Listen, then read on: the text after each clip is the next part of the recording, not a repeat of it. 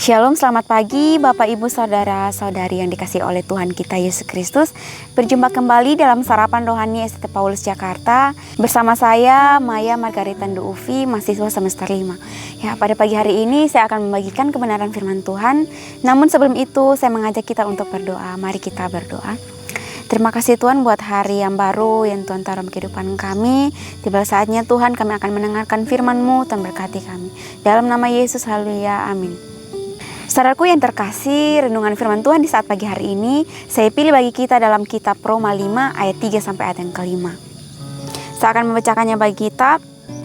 Ayat yang ketiga, dan bukan hanya itu saja, kita malah bermegah juga dalam kesengsaraan kita, karena kita tahu bahwa kesengsaraan itu menimbulkan ketekunan, dan ketekunan menimbulkan tahan uji, dan tahan uji menimbulkan pengharapan. Ayat yang kelima, dan pengharapan tidak mengecewakan, karena kasih Allah telah dicurahkan di dalam hati kita oleh Roh Kudus yang telah dikaruniakan kepada kita. Demikian firman Tuhan. Dari firman ini saya berikan tema menghadapi ujian hidup bersama Tuhan.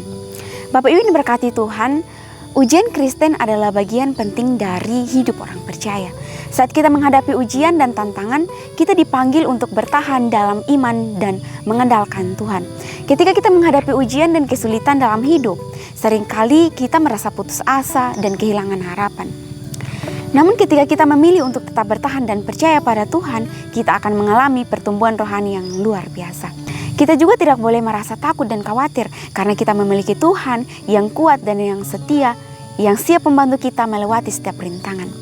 Bapak Ibu yang diberkati Tuhan, melalui kesulitan, kita akan belajar untuk lebih mengandalkan Tuhan dan mengalami kedekatan yang lebih dalam dengannya. Ketekunan dan tahan uji yang diperoleh dari menghadapi ujian hidup akan membentuk karakter kita menjadi lebih kokoh dan bertahan dalam iman.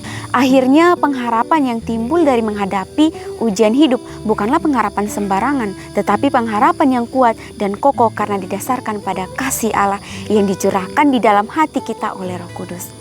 Oleh karena itu, mari kita hadapi ujian hidup bersama dengan Tuhan dengan ketekunan dan percaya bahwa Allah bekerja untuk kebaikan kita.